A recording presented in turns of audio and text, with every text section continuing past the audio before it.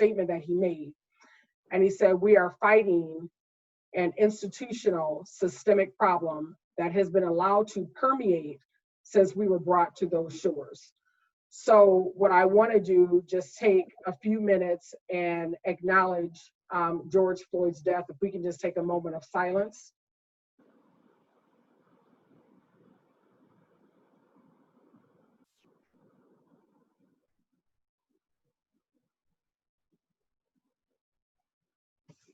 Thank you, guys. So with that, it is 6:14, and I will officially call the Council for Minnesotans of African Heritage meeting to order. If Shakira or someone from staff can do a roll call, that would be greatly appreciated. Sure, I can do a roll call. Chair Hughes? Present. Vice Chair Doe? Secretary Jamali? Okay. Treasurer Lawson?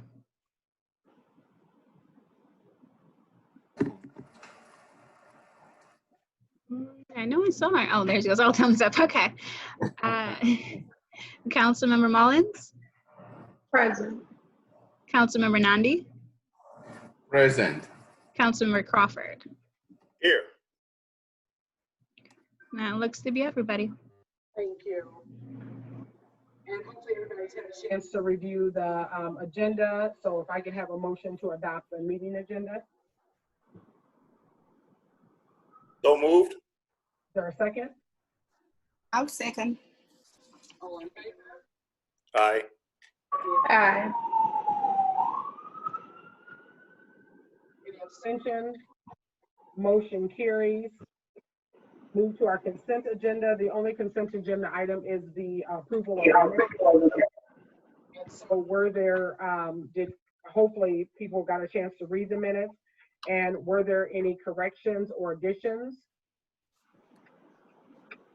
And if hearing none, I will accept a motion to approve our consent agenda item.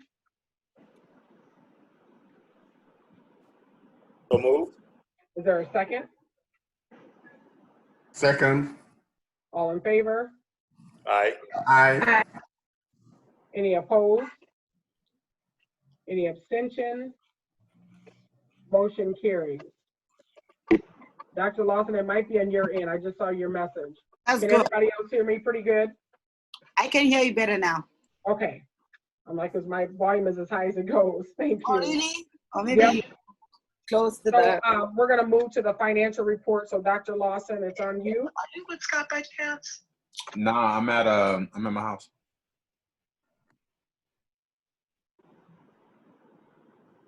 Go ahead, Dr. Lawson. Okay, the financial report. Thank you so much. As you know, we are definitely in good shape. We haven't spent a lot, probably because of the stay-at-home order. So for unobligated, we're at $19,225.25. And I can see that all the expended, all the negatives that we had, they have kind of organized them in such a way that some of them have been encumbered and some of them have been rolled into other places. We only have a negative on the printing and advertising of $267, which I'm sure will also be adjusted. Any questions? Or do you want to see my screen? I just assume that everybody has it. Nope, we do. Any questions, please? I guess I was just telling Ms. Shakira that we're doing a great job, as a council with the finances. So very happy about that. Good. Yeah. Thank you. Well, thank you. Do we have Commissioner Olson on yet? I haven't seen him yet. Madam, yeah, I think you might have reversed the order of who was going first. So originally it was Commissioner Olson, but now I see Commissioner Ricker is here. So we're actually going to move to bring her on. So first and foremost, thank you so much for taking time out of your evening to join us and have this discussion in reference to important topics, specifically when we talk about the pandemic and just what's been going on in general around education, specifically, I would say really P20, but we're going to speak specifically as far as the K-12 system. So I'm going to turn it over and welcome Commissioner Ricker, the Commissioner of Department of Education. Thank you so much. I really appreciate the invitation to spend a little time and for you to give up some of your agenda time with me. And so thanks so much for your invitation. I'd like to discuss some recent events from the Department of Education, as well as make sure I address some distance learning as well. Before I get started though, I do want to take a moment to say that I have spent a lot of time thinking about our communities these past few weeks. The news of the killing of George Floyd in Minneapolis has impacted our communities, and I am spending a lot of time in conversation with school leaders, educators, and families to determine what the impact is to our students and how we best support our students in our communities. And I do want to say that on behalf of the Department of Education, I offer my sympathy and support to the family of George Floyd and to all of the students, staff, and school communities impacted by his death. MDE will continue to improve as a resource for our students, and I've been in direct contact with a number of our school systems to listen to them and hear from students and families as well, so that we can improve and be a better resource to our students and our families. I do want to talk about distance learning because that is the most recent experience our students have had in this pandemic. And as you know, our schools were tasked with a very unprecedented challenge this spring of finding ways to serve meals to our students and provide student care to the school-age children of our first responders and our healthcare workers, which eventually got expanded to all of our critical care workers. They were asked, our school communities were asked to do that in 2 days. And then we were asked, our school communities were asked to completely change the way we provide education to our students and take our teaching and learning conditions from brick and mortar spaces and put them into a distance learning space. And while we are incredibly proud of the work everyone in our schools have done, our students worked so hard to get the hang of distance learning. Our families worked so hard to support their children. Our educators worked hard to figure out how to shift that teaching and learning environment into distance learning. We still know that distance learning has exacerbated existing inequalities already. The disparities that we were addressing and combating before the pandemic expanded in many cases in distance learning. And so while educators were going above and beyond to reach and teach their students, we know that school closures put burdens on children and families, and they disproportionately impacted our Indigenous communities, our communities of color, our immigrant communities, our families living in low-income situations, or our families experiencing housing instability or homelessness, as well as our students with disabilities and their families. We know we can and we must do more to ensure every child is receiving the education they deserve, even during these times, even when it seems impossible. We should be doing more, and it is why between that first phase of distance learning that began March 30th and that next phase of distance learning that began May 5th, that we listened to the experience of that first phase, and we spent a week and a half delivering professional development to educators across the state about what we were learning about what some of the strongest teaching and learning practices were to meet the needs of students who needed the most accommodations to access those high quality teaching and learning environments. We had almost 20,000 educators participate in real time in those professional development seminars. And then we posted them on our website so that they could be downloaded, and they have been downloaded since. So we actually know our school communities are really hungry for what some of those most promising practices were, at best meeting the needs of students who need the greatest supports and the greatest accommodations in a distance learning setting. We actually took that learning too and projecting it into this summer. As you know, just about every Minnesota school district and charter school is wrapping up their 2019-20 school year in this last week. And summer has always been a critical time for students to catch up and continue learning, and to try to catch any ground that they may have lost over the school year, particularly over this spring. And so we are really working hard to find creative ways for our schools to offer opportunities to bring students back in the classroom through the option of a hybrid distance learning and an in-person model. So all of our school communities have been invited this summer for their summer learning programs to choose between continuing in a distance learning model, or choosing a hybrid model where there will be some in-person and some distance learning instruction. While students may be able to return, we will be taking every step to ensure the health and safety of our students, their families, and staff members. Some of these steps including limiting the number of students in class to 9 with one teacher, enforcing social distancing, and conducting daily health screenings that include temperature checks.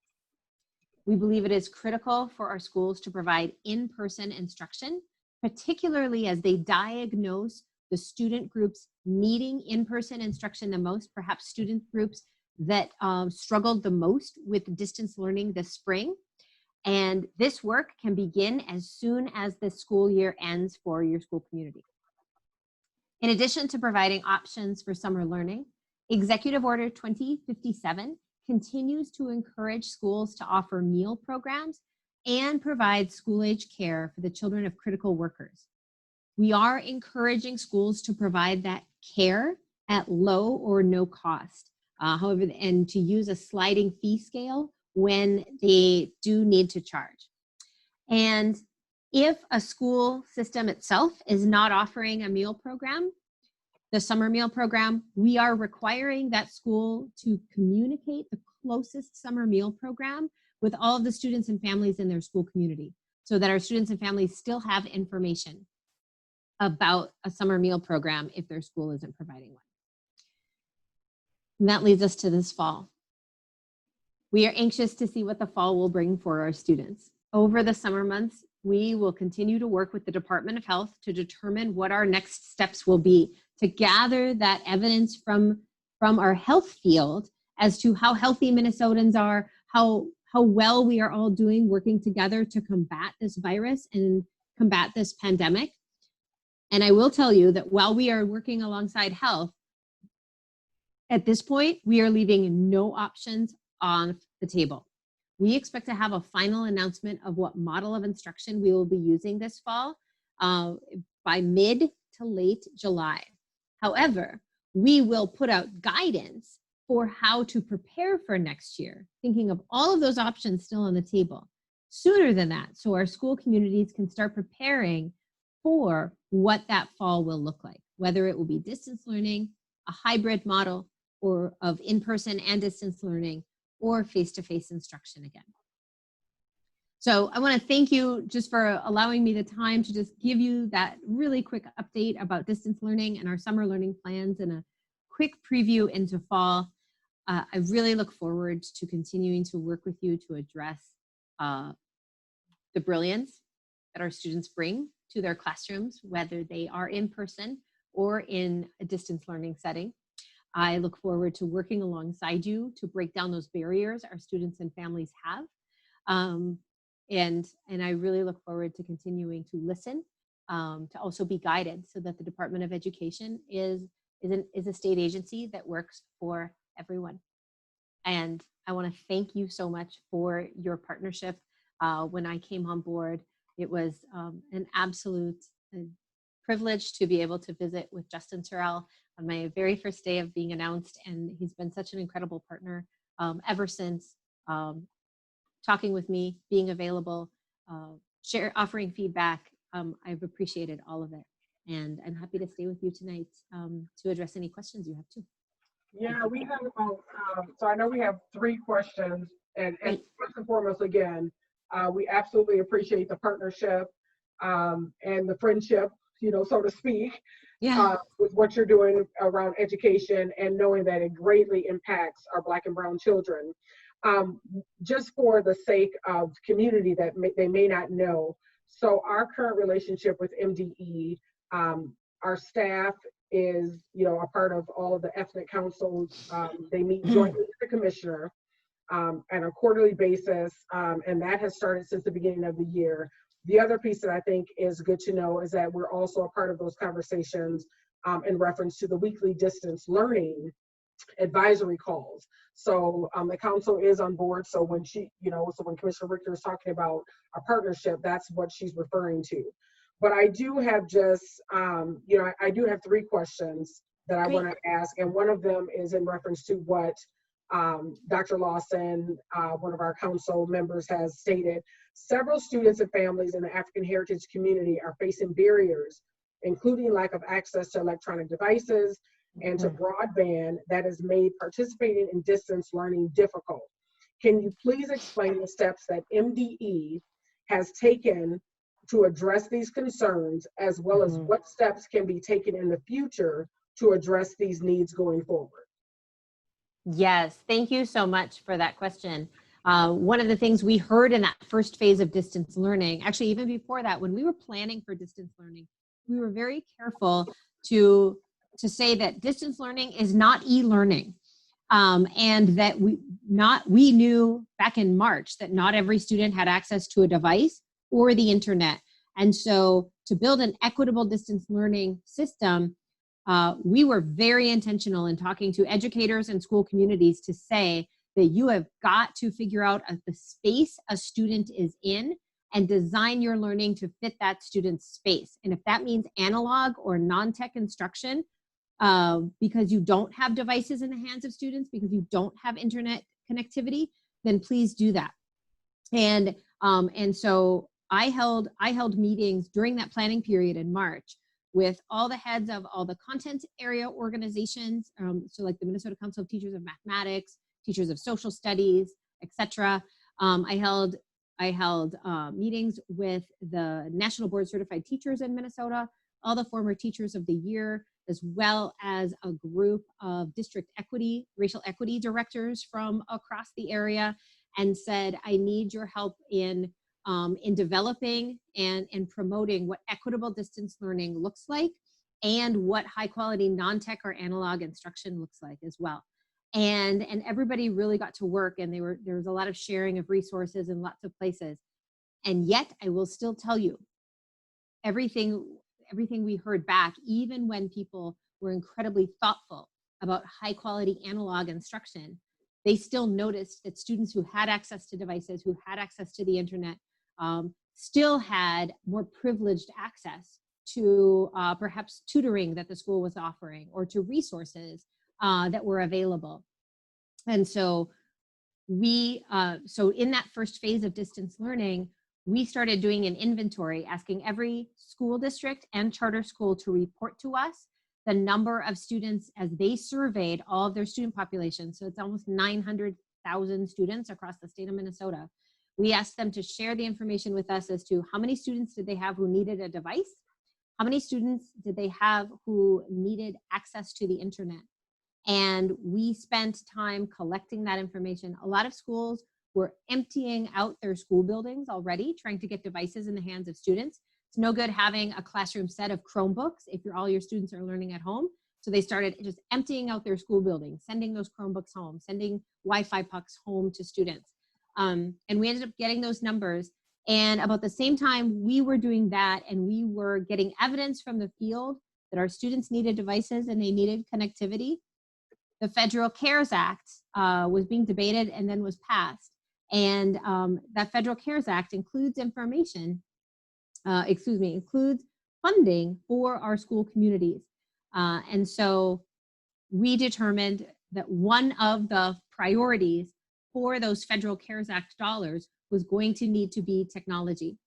And in fact, we got both money that will be distributed to our school communities based on a free and reduced price lunch count proportionally, as well as the governor's emergency education relief funds. The priority for those will be technology as well, because now it has been reported to us the number of students who need devices and or need connectivity. So we're going to sort of partner up the need that we have gotten evidence from the field with the federal dollars coming in specifically to better meet the needs of our students. No, that's good.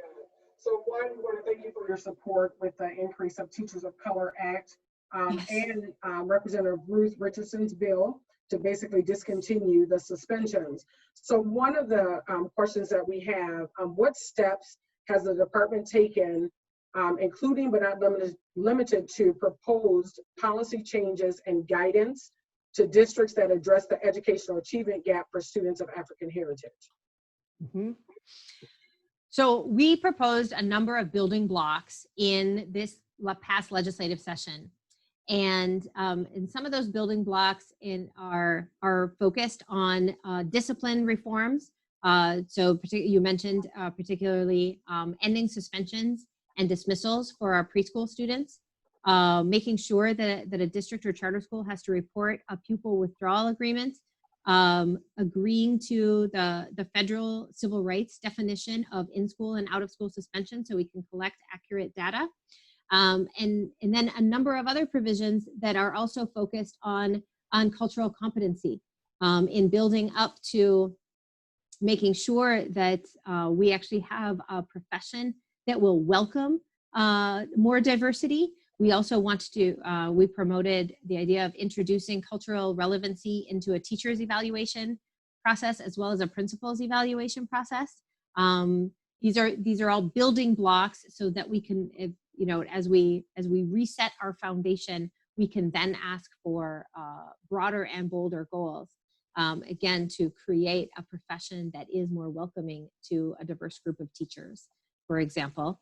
And then also in cultural relevancy, making sure that a teacher who is trying to diversify their curriculum in teaching to the Minnesota academic standards, that they would not be disciplined for addressing something, for example, teaching American history and including the Black Panthers, the history of the Black Panthers, for example, or when you are teaching a novel by talking about the characters in the novel who might be from the LGBTQ community, to make sure that an educator would not be disciplined, nor would a principal be disciplined for supporting an educator's diverse curricular choices, so that we can set the stage for ethnic studies and making sure that those are programs and its curriculum that would actually meet academic standards, and then make sure that there are high school credits that go along with that. And then I would say that the broad goal, we also have recognizing that there's incredible disproportionality in our graduation rate. And I'm so excited to have Commissioner Olson with me tonight, because he and I have been talking about how our graduation rate and ending high school dropouts as we know them in the state of Minnesota is directly linked to the higher education attainment goal we have for our students as well.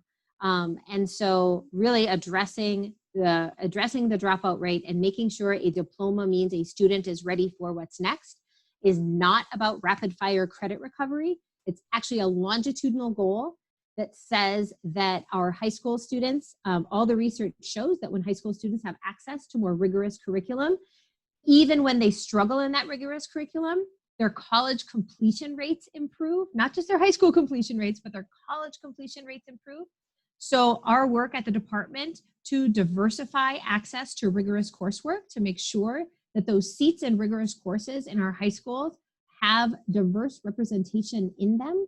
And it's not a way of separating students once they're in a diverse high school. And then bringing that back to in middle school, one of the predictors of high school graduation is middle school discipline. So getting those accurate ways of addressing middle school discipline so that students feel they are part of a community and they don't feel like school is a place where they are controlled and just asked to comply is actually helps put a student on a trajectory to high school graduation. 9th grade course completion is another example of is a predictor of high school dropout or high school graduation.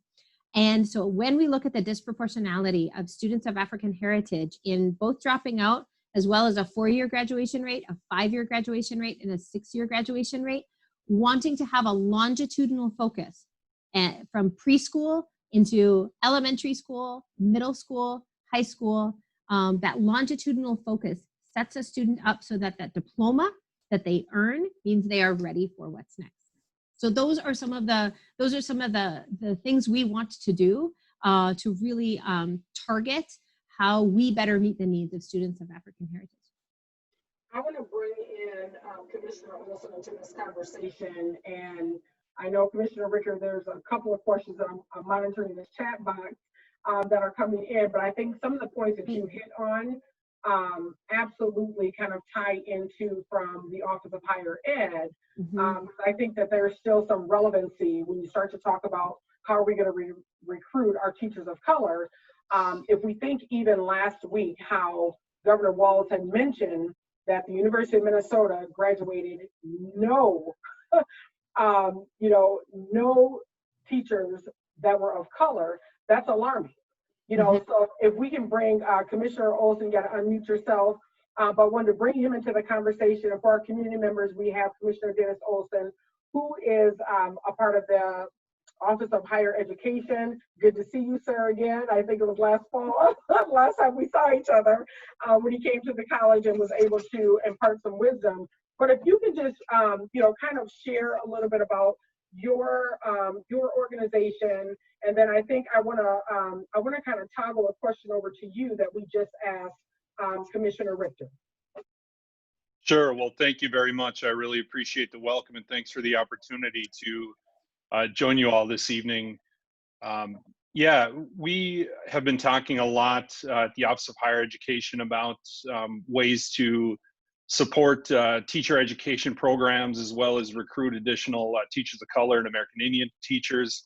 For those of you who don't know me, I'm the former executive director of the Minnesota Indian Affairs Council, and so had the opportunity to work really closely with my brother Justin in leading one of our ethnic councils, and we worked closely with the other councils as well on this very initiative and have been for years.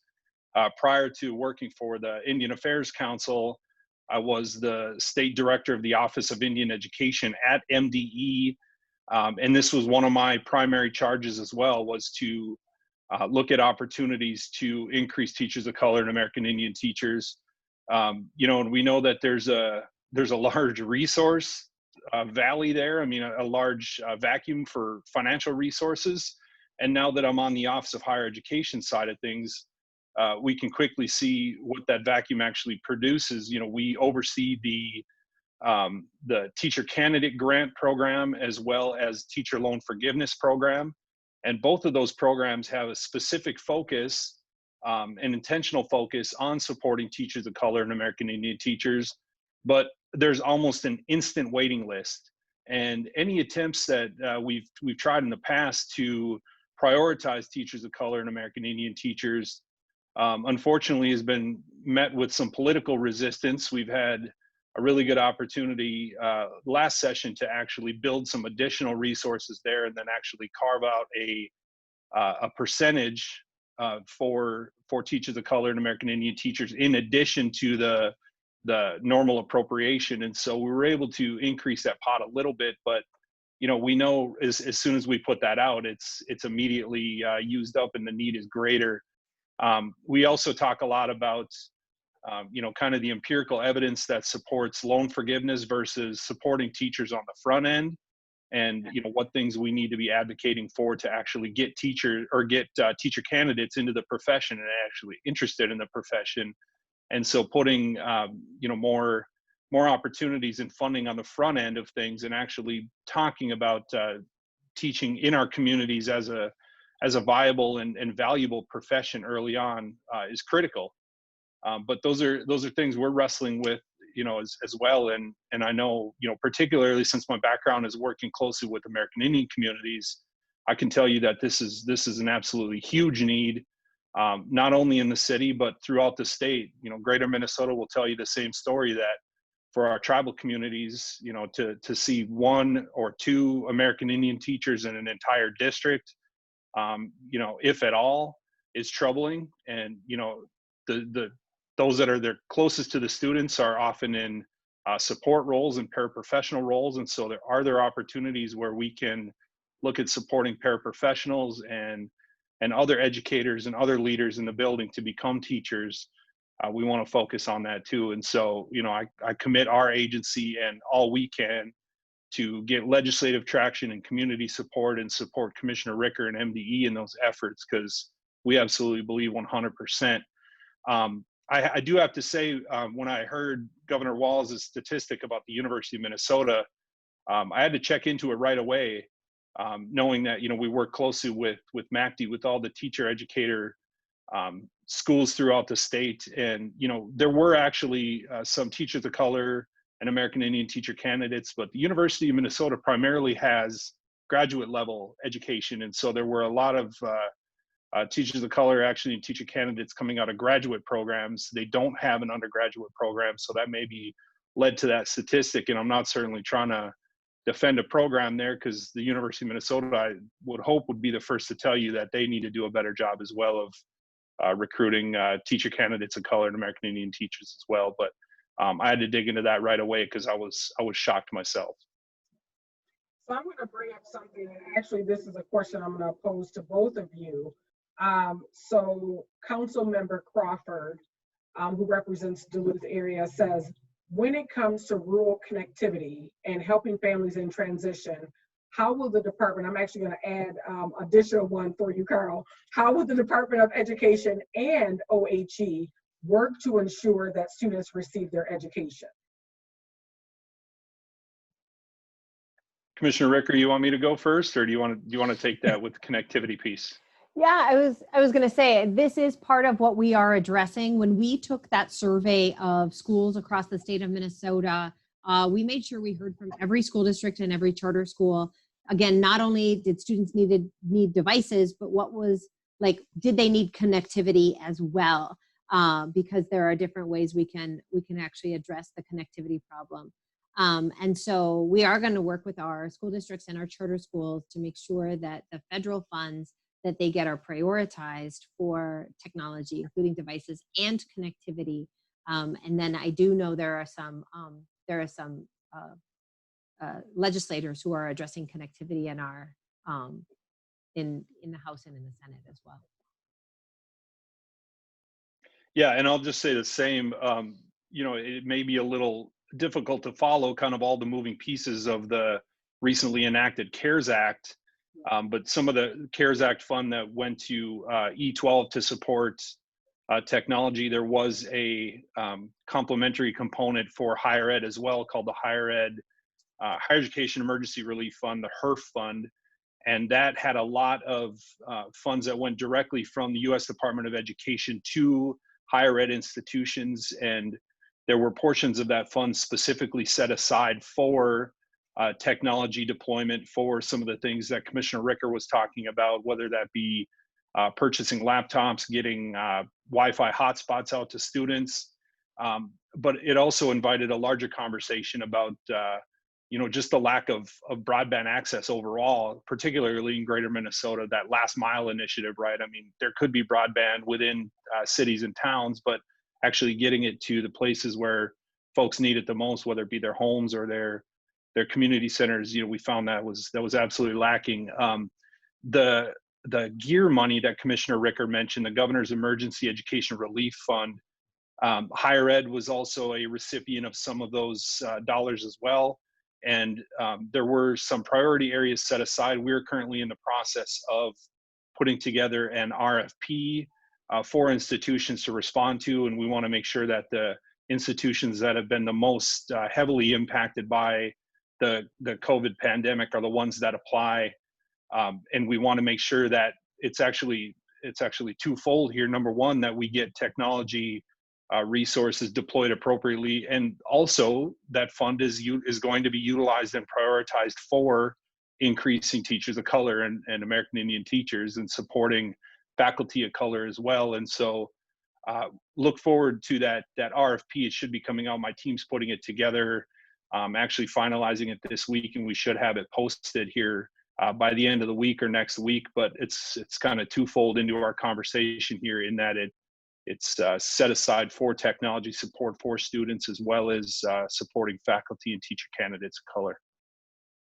So you bring up a good point as far as recruiting and teachers of color. So what are the critical steps? So this comes from another council member, Councilmember Nandi.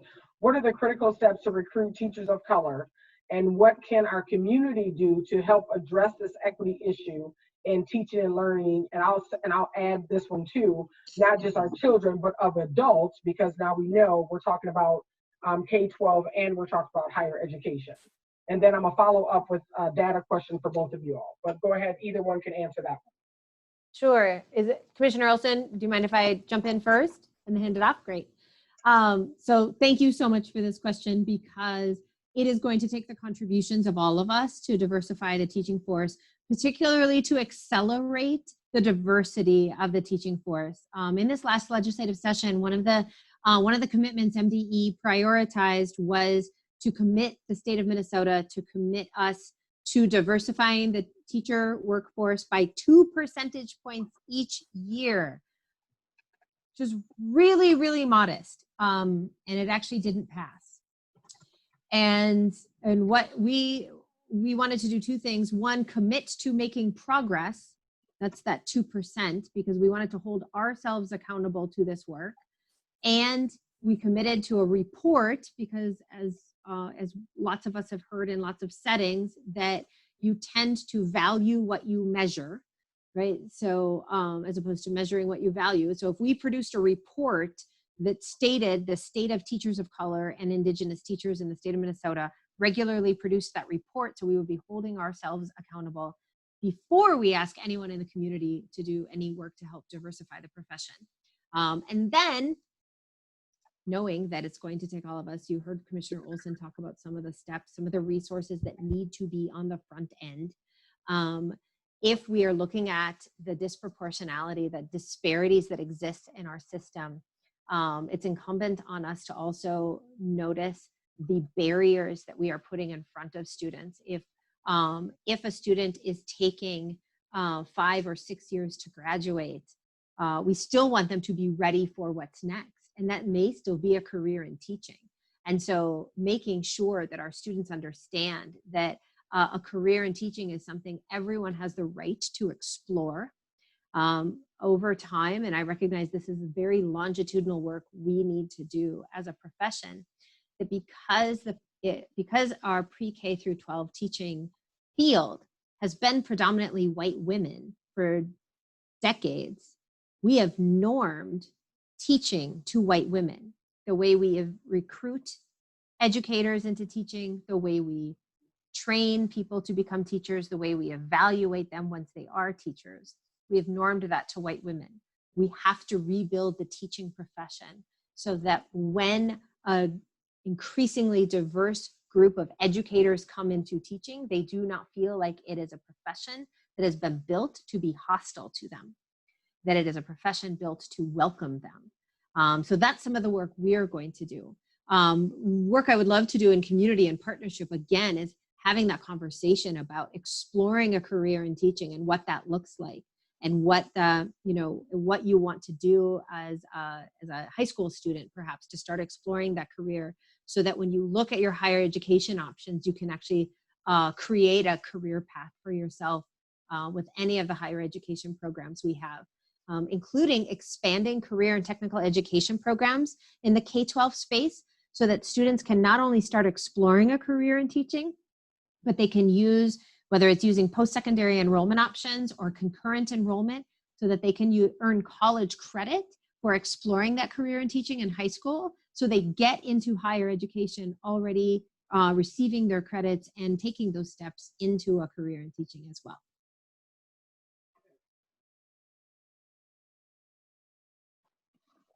all I have to add is that I don't have anything to add, because that was kind of a mic drop moment, I think, right there. I would just say, Commissioner Ricker, thank you. In follow up to your comments about, increasing only 2%, and I say only because you would think that that would be an easy sell, and that's something that certainly isn't a moonshot. That's something that we could easily commit to, and we continue to run into serious legislative opposition to initiatives like that. To ask to set a goal of increasing something 2%, I mean, it just blows my mind. It absolutely blows my mind. This year, in higher ed, we were having conversations around the statewide attainment goal. For those of you who don't know, the state has a statewide attainment goal that's 70% of adults in Minnesota age 25 to 44 have attained some sort of post-secondary credential, whether that's a certificate or a 2-year degree, 4-year degree, graduate education, professional terminal, what have you. And we've been having conversations about making a little bit more than being comfortable with incremental increase, and the initiatives that we need to put forth and support and deploy to be able to do that, and met with incredible opposition. And we had a request, because of some of the data limitations that we utilize to develop and report that data.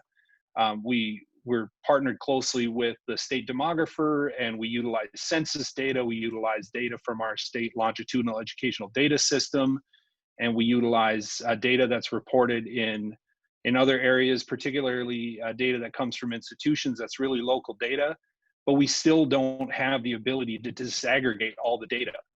And so we were asking the legislature to give us the opportunity, or allow us the opportunity, to put together some work groups. So this isn't even a mandate to disaggregate the data. We do it anyway, because we obviously see the value and the need in doing it. But we asked, can we get some work groups together? Can we put in black and white, in law, Office of Higher Ed's ability to do that? And it didn't make the cut. The ability to disaggregate data. And thankfully, we had some really vocal members of the committee that said, how do we know if we have an opportunity or an achievement gap if we don't even have the ability to disaggregate data appropriately? And I mean, it's troublesome things like that. Like, just when we think we're getting to a good point where we can potentially make some incredible progress and begin to move the dial, we're met with opposition. And so, I would just say that we're going to continue to do all we can administratively and within our agency to push those conversations, to push folks into difficult conversations.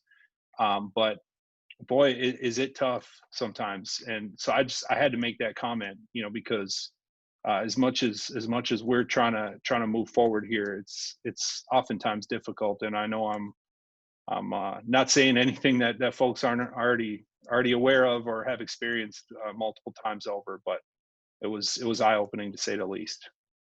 But you bring up a good point, which really kind of leads to my next question to you all. When you talk about data, how is data being shared? So the data that we have, we know that it's a challenge to disaggregate the data, but how is that data being shared? Is there a dashboard? If community members wanted to really go out and really understand what these numbers mean, and maybe even breaking down what that 70% completion, what does that mean from a higher education perspective? And then Commissioner Ricker, when you look at the data that you all are collecting, how are we sharing that data? So if I am a mother to a middle schooler, and I want to understand the school that my child goes to, are they in alignment with what are the, I would say, the Minnesota standards around education? What is it that we're trying to achieve? So is there a dashboard, and how are we sharing out that data? I think, and that's a twofold question for both commissioners, to speak from the higher education lens, and then also speak from the K-12 lens as well. Yeah, Yeah. thank you so much for that question. I'll just share. In fact, I was looking quickly. I will put the link to our school report cards in the group chat, so you can see this is the place to go to see not only what the state of Minnesota is saying about your child's school, or perhaps a school in your neighborhood, or perhaps you're looking for a school in your neighborhood and you'd like to go, you'd like to know what is the state of Minnesota saying about that? What are the 5 indicators that we measure, that we share about our school communities? And then there is a portion where the school community itself gets to tell its own story, talk about what their vision and mission is perhaps, or they share what a typical day looks like for a student perhaps, or what their commitment to students is. And so that includes both the hard data that we collect around test scores, around attendance, around discipline measures, as well as those things we measure where we allow a school community also to share its information. And the other thing I will say though too, because I welcome families to visit the Minnesota Department of Education site to see what the collective data is about a school community.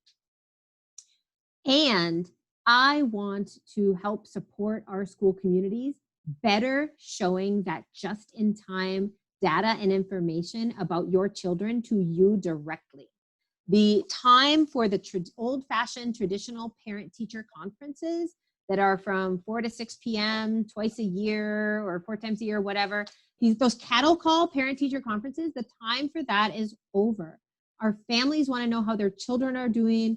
They want to know in real time. They want to have meaningful conversations. They want to be in deeply meaningful relationships with their school community.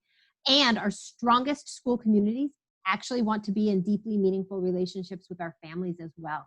I would guess that if a family felt like they were getting high quality, timely feedback about their child from their school community, they wouldn't necessarily want to visit the Department of Education website to see what the Department of Ed is saying, because they're feeling really supported by their school community.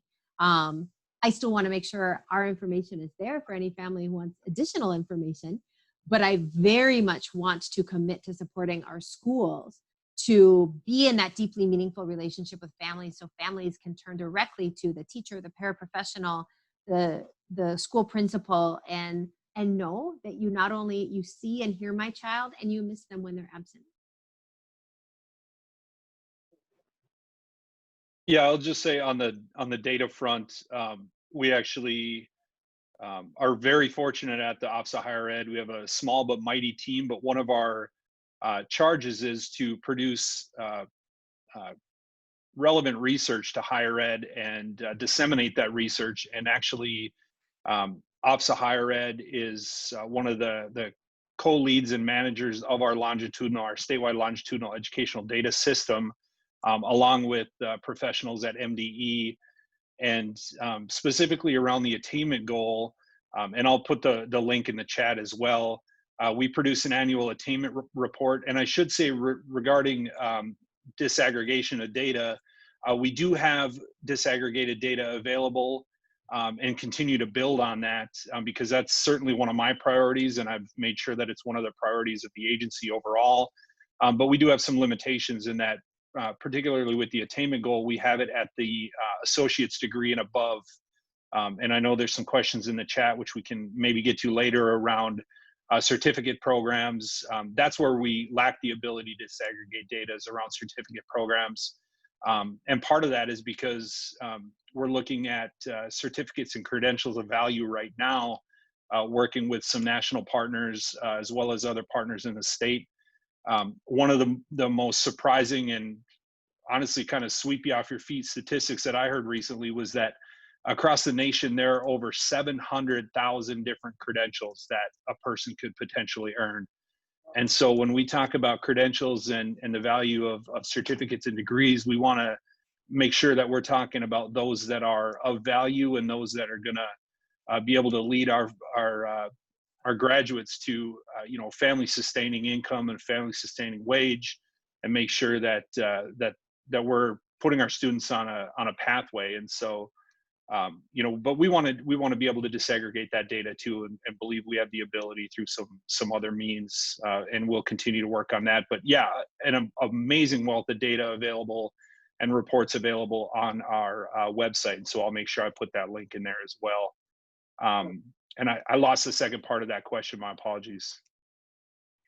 No, we said, do you do a report, or how are you sharing that data? I mean, so I know, you can go to the website, but I think that was really the main question is, we get a lot, so my other hat, as as an academic dean at North Hennepin, is really, we get a lot of people to ask that question around data. How do we disseminate that data? How is it disaggregated? And when you talk about Black, it's not necessarily disaggregating African American, so U.S. born versus African immigrant. And I'm sure that that's been, and I know from both, from K-12 and higher ed, that's been a constant question. How do we disaggregate that so that we can show, where there is either a true gap or actually where we're closing the gap? So that was really the only other question, is to say, how would people, obtain that data? And, when you start to look at OHE, so you're talking the entire, so you're bringing in the private and the public. So I think that, causes for kind of a larger scale and scope. Right. I will just mention one more piece too. And Commissioner Ricker has participated in a few of the sessions, but we launched an initiative last year called Forward Together. And we were actually committing to getting out into communities, and actually had a really big push to be able to do that this summer. Unfortunately, some of the initiatives we had to get out were upended by the pandemic, but are exploring ways to continue that effort. But we had met with community leaders in St. Cloud and in Rochester and in Moorhead. We made it to Leech Lake Tribal College, and we're just having conversations about this very thing. It was kind of part an awareness building campaign around the statewide attainment goal, because not a lot of folks in the state really realize that we have a statewide attainment goal or what it actually means. And then to have these conversations around data and what it means to have disaggregated data available. You may see the Black student category, but you may not understand that it is all encompassing. And so we break that apart to look at refugee and immigrant communities, and when we show Asian students as well, to see that Chinese students are way at the top, way over our statewide attainment goal. But you look at new immigrant communities, and you're looking at like a 3 to 6% attainment rate, and anything and everything in between as far as a data range. And so we need to be showing the public and community that too, and asking for their help, and how do we disseminate this further.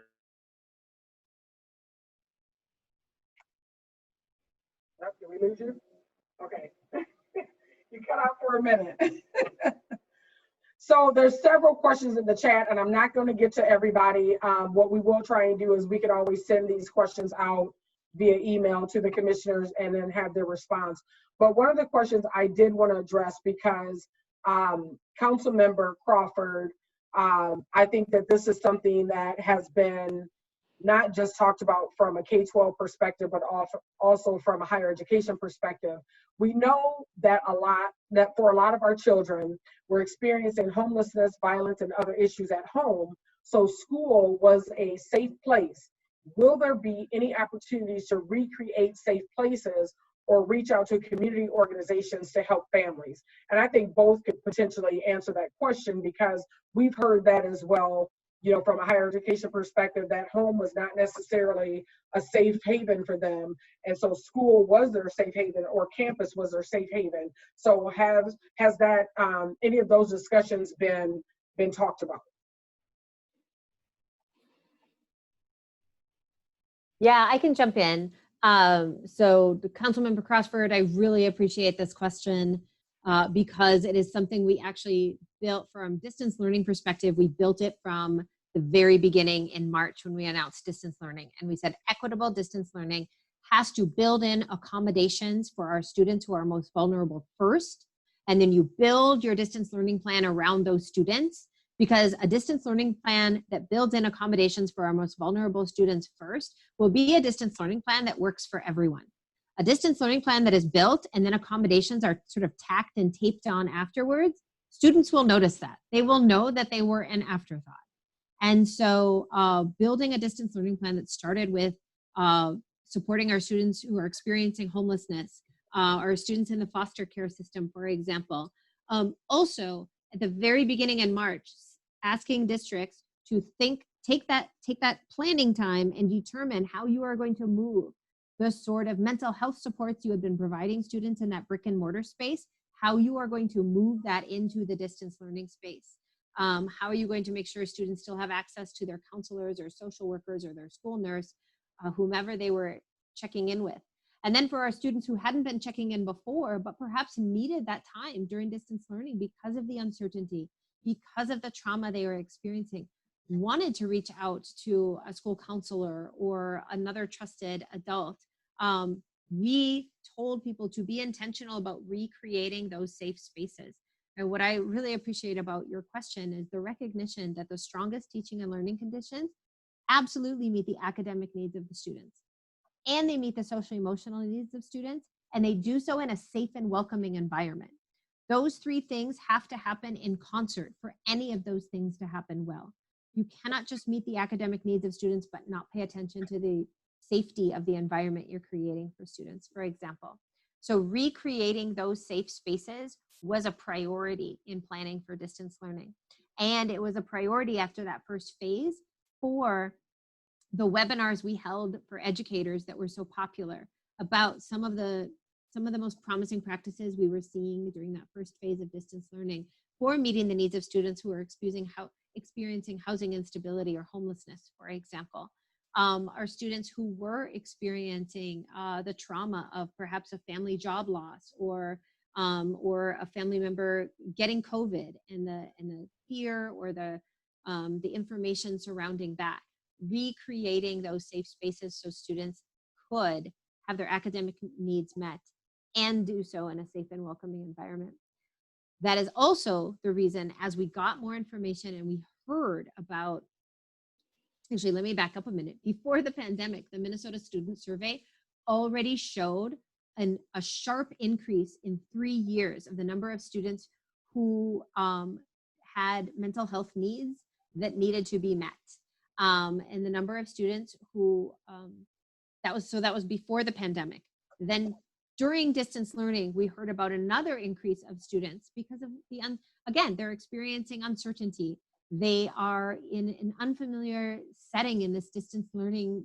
You know, they're not in the comfort of their brick and mortar building, perhaps. And so it's one of the reasons that mental health supports is another one of the priorities of those federal dollars that our schools are going to get from the CARES Act. So it's technology and then summer learning, because a hybrid model is going to be more expensive than traditional face-to-face, and then mental health supports so that we can better meet the needs of our students. And then the second half of your question about community organizations, it is one of the reasons after that first phase of distance learning, at the end of April, we created the Distance Learning Advisory Group, of which the council is a part, where every Tuesday we come together and we hear what community organizations are both hearing in the field and as well as what they're doing in the field, so our school communities can better partner. And there's no more natural partnership than a full service community school, quite frankly, where the community and the school come together and say, let us meet the needs of students and their families together because we're stronger that way. So Commissioner Olson, I'm going to ask you a different question versus responding to that one. So how is OHE advocating for financial support for college students since most do not qualify for federal stimulus payments or unemployment? Yeah, thank you. That's a really good question. To dovetail on Commissioner Rickard's last statement about the Federal CARES Act, one of the things that we advocated heavily for, and I say we as leaders in the state and all of our higher ed institutions, as well as some of our professional organizations nationally, advocated for a large majority of that funding to actually go back to students, because we know students are stuck, unfortunately, in this donut hole in that they don't qualify oftentimes for unemployment assistance, and don't qualify for the stimulus because they may still be dependents of their parents. And we know there are a lot of independent students too, young parents that were caught in a donut hole. And so we appreciate that institutions were mandated to send at least 50% of those funds back to the students. But we know that certainly wasn't enough. It was never going to be enough. particularly for the students that were at institutions that were only giving them a percentage of what they had actually paid in tuition and related fees and room and board expenses for those that were in four-year universities. We fought really hard and worked closely with the governor's office for this spring semester, and we're going to continue to look at ways in which we support students into the summer and potentially even in the fall. During the governor's emergency, peacetime emergency declaration, we had conversations as to whether the governor needed to issue an executive order or whether we needed to pursue legislation in support of students.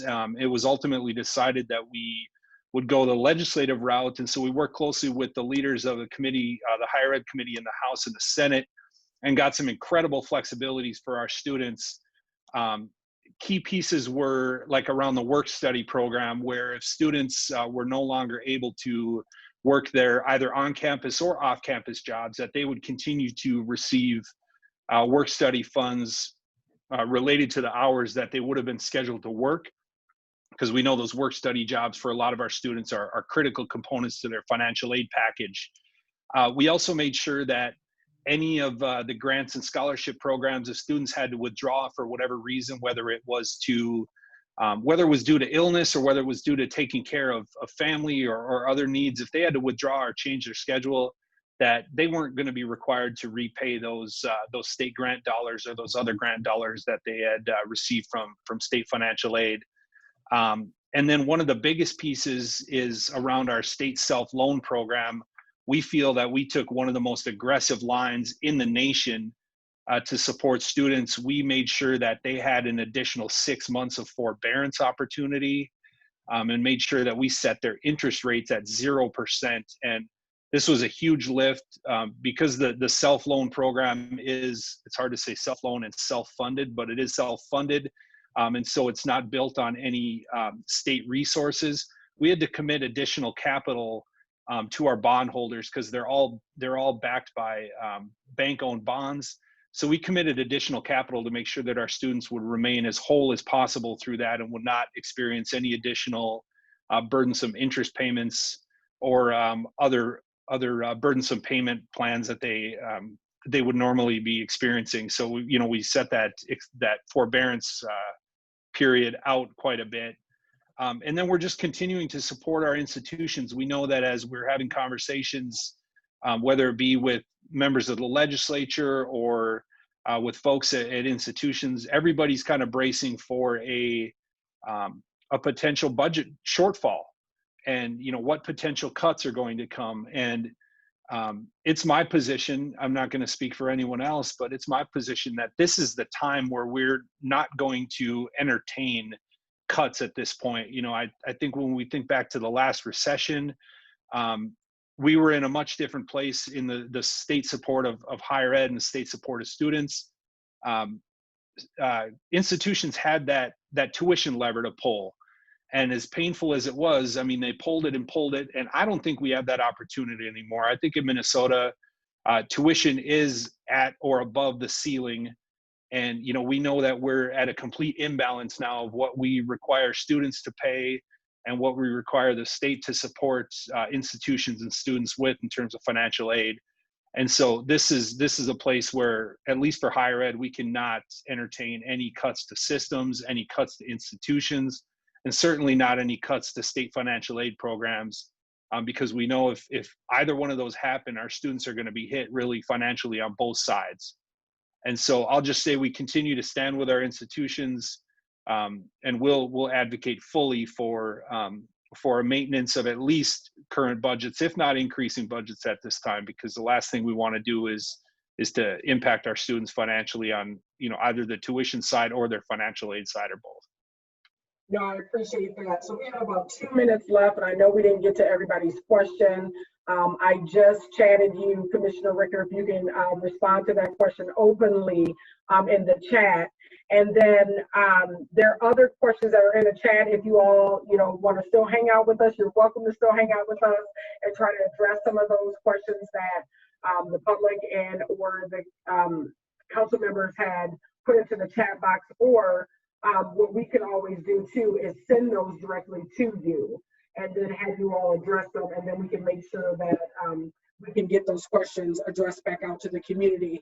But final thoughts, you know, first and foremost, I want to definitely thank the two of you taking time out of your evening to come share, you know, what MDE is doing and also what OHE is doing. But I want to leave, you know, the last 2 minutes for you all to give about a minute or so of your final thoughts that you would want to leave for the community, and maybe where community can dig in and be a part of those conversations. So either one, whoever wants to go first. Yeah, I'll just jump in really quickly and say, first and foremost, appreciate everyone's time as well. This isn't just our evening. Everyone's taking time out of their evening. My kid was begging for some takeout tonight, and so I know my wife and my boy left, and I can smell what I believe is barbecue coming out of the kitchen. And so I can't wait to get there. So just appreciate your time for the evening as well. As far as community engagement, like I mentioned earlier, we're a really small but mighty team. And I will say the folks that are at the Office of Higher Ed are excited about working closely with community, but they will be admittedly a little uncomfortable with it. And I've actually been pushing on my own folks to actually get out and engage and talk and learn from, and you know, be challenged and challenge themselves. And so if that's on Zoom for now, then that's how we're going to do it. And, you know, we make that commitment, and we can't wait to get back out into our communities, into organizations, back into institutions to have conversations face to face. But until then, if it's like this right now with a screen full of amazing faces of leaders, then so be it. We're not going to let our foot off the gas any bit. So just thanks for the opportunity, and know that you have our commitment to do whatever it takes, and we share the need to keep moving forward with you all as well. Thank you. Thank you. Commissioner Rickard? Yeah, thank you. And I very much appreciate what Commissioner Olson said. I agree. I want to thank you for the generosity of your time and giving us so much of your agenda tonight, allowing us these questions. I do appreciate that if there are questions we did not get to and you want to copy those and send them to us so we can write up some answers for you. We will continue to update our website as well.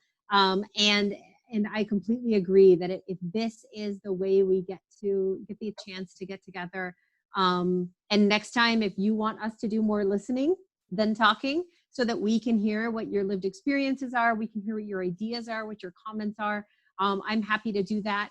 The other thing I will also share in the chat box is an email that we created specifically for the community, students, families, concerned neighbors who have questions about education during this time of the pandemic specifically. However, I will say, if you have a more general question, like some of the questions I saw in the chat, and you would like to send it to this email, you are welcome to do that, because it is monitored all day during our business hours. And if it is a question for me, so I'll include a couple email addresses. I also have an MDE commissioner one I can include if you want to make sure a question goes to my office, because I feel very strongly that our best ideas are going to come when we build them together. And you gave me the opportunity to share some of the work we are doing to better meet the needs of students of African descent and their families. And all of those things I shared are things I am committed to continuing to pursue and winning action at the legislature for them, or doing them ourselves if we have that power at the Department of Education. And still, I know there are better ideas that we could co-construct. And I'm looking forward to that opportunity to do that. So thank you so much for all your time. I really appreciate it. Please take care of yourselves. Please keep yourselves safe. Please keep yourselves healthy. And looking forward to continue to work with you. Thank you. Thank you. Thank you both, Commissioner Rickard and Commissioner Olson, for taking time out of your day. You guys have a fabulous evening. Thank you so much. So we're going to resume with our agenda, which is public comments. So I don't know if there were any community members that had any public comments. If you do, because there's quite a few of us on this call. If you want to just put that in the chat that you want to say, or any questions to the council.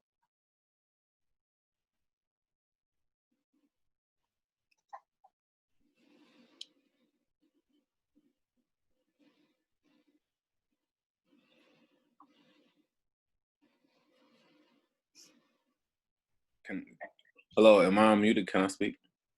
You are unmuted, Malcolm. Go right ahead. Oh, okay. Yeah.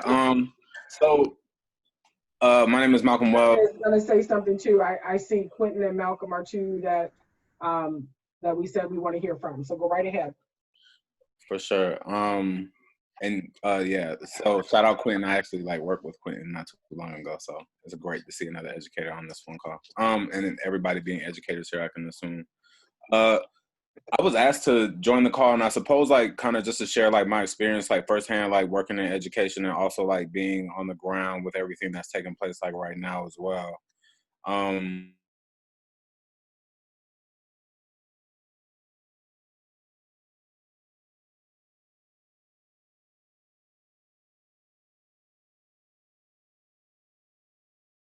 That the response that we heard from Commissioner Ricker was a very MDE response, I would say.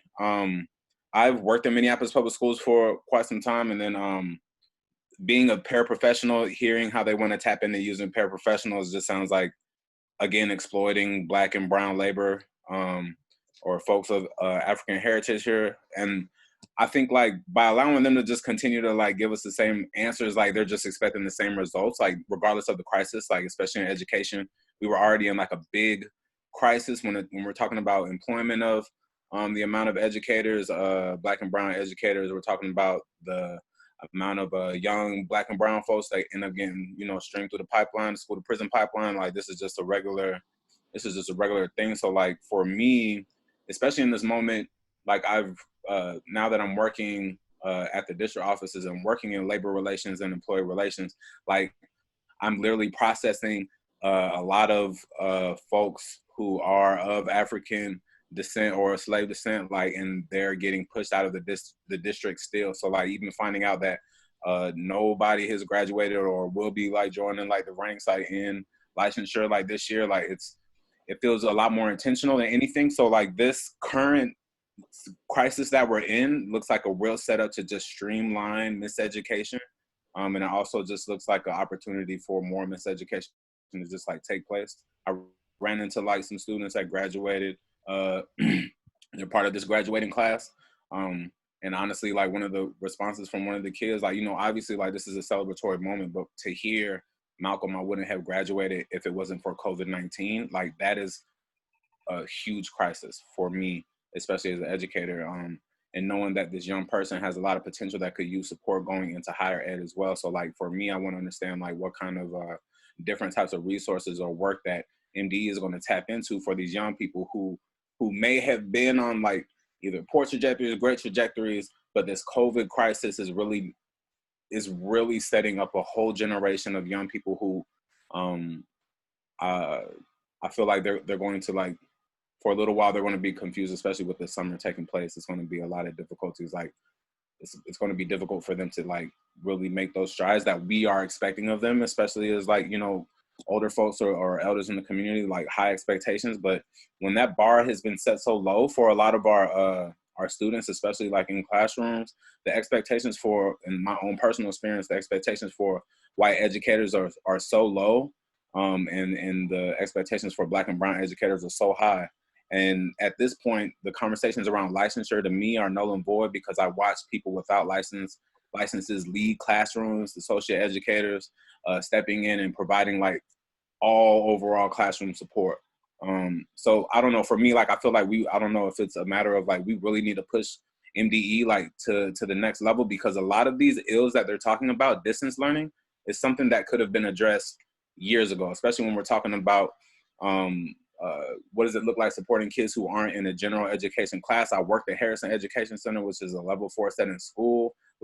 And when I'm hearing about the analog education, that looks a lot like the packets that kids in level 4 setting schools get. So that is, again, just a further extension of conditioning, that the expectations are low. and that we are not going to provide those resources like to the full ability that they could. So for me, there's a lot of, it's easy to come up with the excuses I feel like that we heard, and I think that's because a lot of these things that we're dealing with, or collectively that we're dealing with as a society, are things that we as a community have already been dealing with.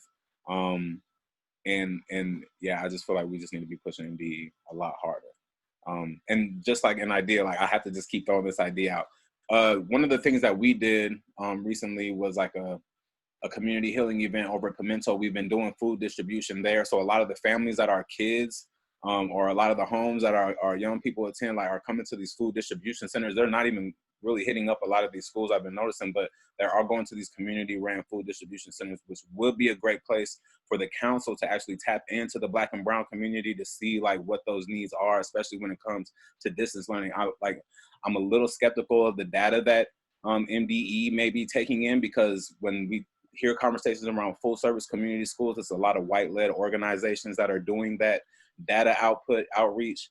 For example, like the unions, like I worked at MFT, I wouldn't necessarily put a lot of trust in these unions because they take a lot of white narrative over Black and brown folks. And then we know if anybody knows Black or sorry, yeah, go ahead. I gotta cut you off because we really only need a minute or less because we still have other agenda items as well. But I always want to try to give, community members a chance to either ask us a question or bring up something, and you brought up some great things for us for food for thought, so I appreciate that. I'm looking at the chat here. Matthew wanted to speak quick, so if you want to unmute yourself, and if you have your video, you can show your video and bring forward, and then I believe it's Angela is next after Matthew. So if you have about a minute or so.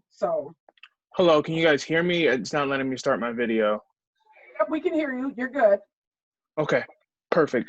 So the Just Action Coalition, thank you for letting us on here. We are a newly formed youth campaign around ending things like racial biases and police brutality. So what we're trying to do is bring police reform around Minnesota, definitely at the local level, but more at the state level as well. We are two recent De La Salle graduates, class of 2020, using our summer here to really get a head start on making real change and using this opportunity of a moment to turn it into a movement.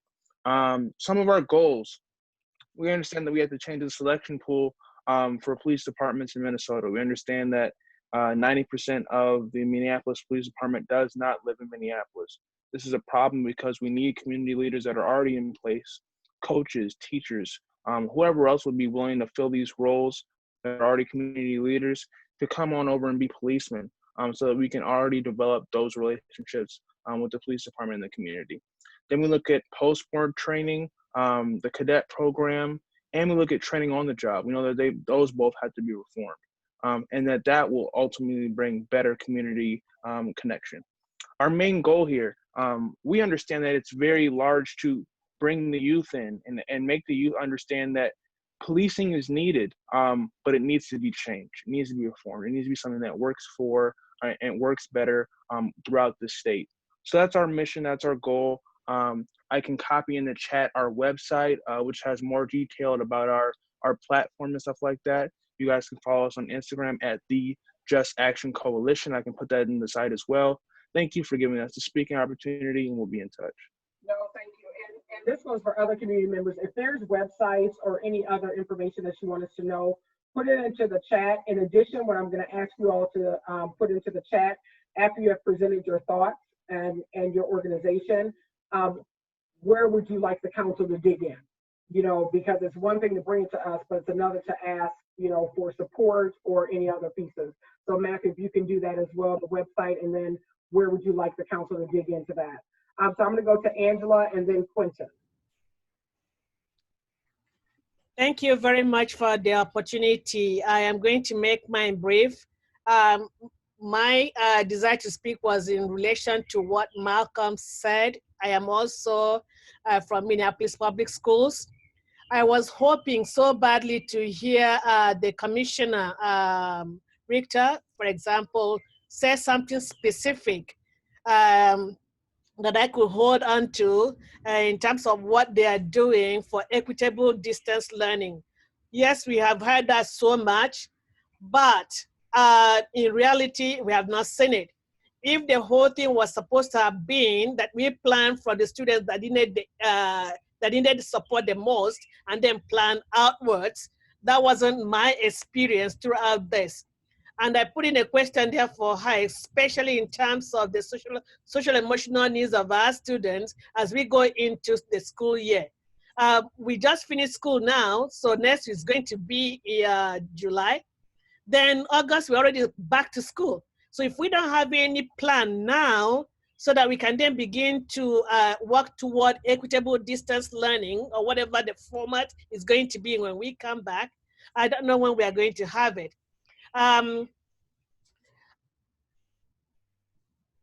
Malcolm said something about low expectations. So there was that sub-bigotry of low expectation that we also experienced, especially for students of African descent. And we don't want to continually see those happening to our students, especially as teachers from African descent as well. So I wanted the commission, I wanted the council to really, now that both of them were here in this space, I wanted them to commit to, I wanted to hear them say something concrete. I don't know the extent to which we really, harness their presence in this space to commit to something to the council so that we can then say, yeah, I was there when you said so and so, and this is something I'm going to hold you accountable to. I've watched the commissioners speak in some other areas that I belong. I am on the PELSB board. I am the president of the MNSTA, and these are the same things. So we rattle in equity, equity, equity, without any specific action plan for students of African descent. Thank you. I just take, maybe I did more than 1 minute. Sorry. Thank you. Quentin, you can make it about a minute or so. Minute or less. That'd be great. I will try. Can everybody hear me okay? Yes. Okay, perfect. Lost you.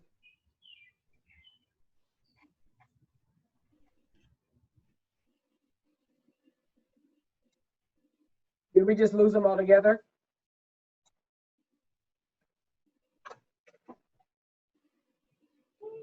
I still show him on there. I show him, but I wonder if his connection went out.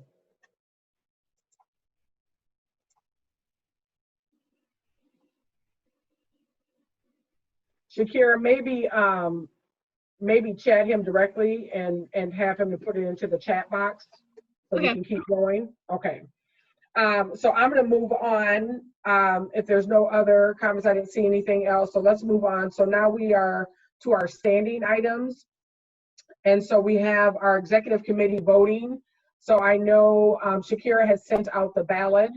Hopefully everybody was able to fill out the ballot where it had for chair, vice chair, secretary, and treasurer. Did everybody get a chance to fill that out? This is Tawana. I didn't. I was actually confused about that. Okay. So what was that for us to make recommendations, or were we actually voting?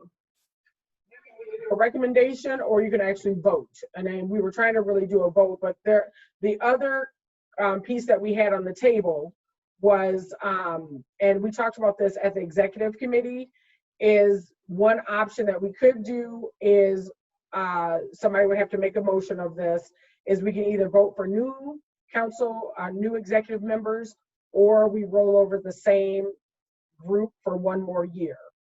And then in addition to that, we had talked about, does it make sense for us to change our bylaws and actually have it so that terms are coinciding with the biennium. So you would carry a 2-year term as an executive member. Because realistically, if you look at what we've done this year, we haven't even touched, we've done some great things, but to kind of fulfill that next, that next round, that was one of the questions that we had thrown out there. And we had talked about that, but we said, one, we'd have to find out whether people wanted to do that or whether we want to call for a vote. So would it be, in that case, would it be, Madam Chair, would it be possible to stagger it so that we don't have all the executive members being new in any given year? Maybe the vice chair, the year that the chair is, kinds of things. And so, That would help continuity and other the strategy that most organizations use. yeah, we can stagger it. What we were saying is because we just now got on a great momentum this year, would it make sense for us to roll over one more year or to vote all new members? So that's the question on the table. Yeah, it does help, but if we could stagger it, that would be nice too. Why, you could still roll it over, but we would still have to change the bylaws regardless. So, Madam Chair, this is Carl. I would move to accept the current slate of officers and to revisit our bylaws to have 2-year terms. Is there a second? I second. Discussion? What? Okay. I have a question. Was there anyone else that was, like, I guess it's just confusing that there was really kind of no conversation around this. That's why when I got the ballot, I was like, wait, so is there anyone interested, or do the current roles even want to stay in their role? And we had all agreed, the only one that we would have to vote on, honestly, is secretary. Because Mustafa is just on here until he's replaced with a new council member. Right.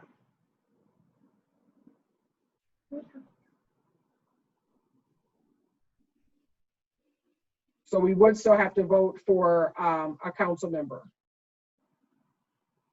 I mean, listen to me, for a council member, Lord have mercy, for a secretary. Y'all know what I meant. So are you asking for nomination now, or? So, well, we're discussing what Carl brought forward. Okay. And so he can rescind his motion and vote to move through the chair, the vice chair, and the treasurer, and then we would put the secretary as a vote. I would like to rescind that we hold the chair, vice chair, and secretary, I'm sorry, the chair, vice chair, and treasurer in place to another term, with the potential of having 2-year terms to follow, and open the floor for secretary. So he's rescinded his motion, he's redone a motion. Is there a second? I seconded.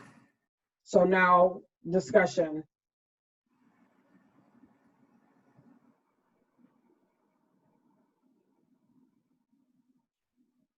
Any discussion around that? Yeah, Madam Chair. Yes. Yeah, I know we talked about as far as the bylaws, looking at it. I was reviewing the bylaws, and I think it would just call for us to make an amendment to the bylaws, which we can do to include whether it's staggering going forward or from the next biennium. And we just need to put that to a vote as far as the amendment.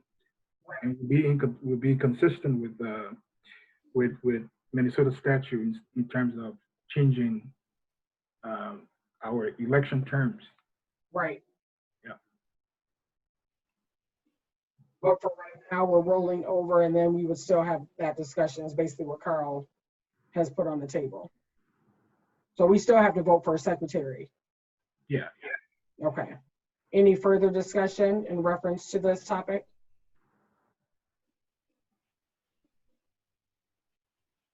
So are we ready for a vote? So all in favor? Aye. Aye. Is there any opposed? Any abstentions?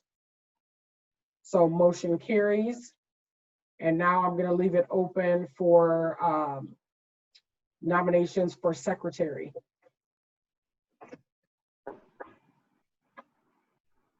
I will nominate Ms. Bradley. Tawana. I didn't discuss it with her earlier, but I believe she's eligible, right? It won't be a conflict of interest. Okay. Who did you say? Oh my gosh, you didn't hear me? No, I'm nominating you.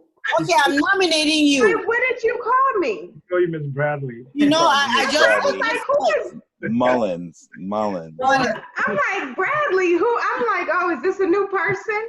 Okay. I am embarrassed. That's okay. And then you said Tawana, I'm like, oh, we completely off. Married and you didn't tell us? So, Madam Chair, Tawana, I may owe you your favorite candy bar because I nominated you as well for the opportunity to speak to you. So name your treat. Uh-oh. She said, uh-oh. Do you accept the nomination is the question. Any other nominations though? Yeah, any other nominations? Y'all caught me off guard. Do you accept the nomination? Oh, man. Look, we are in a time frame. Do we have to do it today? Yes. Can I have some conversation around this? Oh, yeah. I mean, I can't. I mean, I guess I have to. So that's a yes. I accept. Okay, so are there any other nominations? If hearing none, I'm going to close nominations for secretary. And if I can have a motion to accept Tawana as our new incoming secretary effective for July. Have a motion for that? So moved. Is there a second? Oh, okay. So, and then Dr. Lawson, second. Any discussion? Later. All in favor? Aye. Aye. Any opposed? Any abstentions? Motion carries. Yay, Tawana.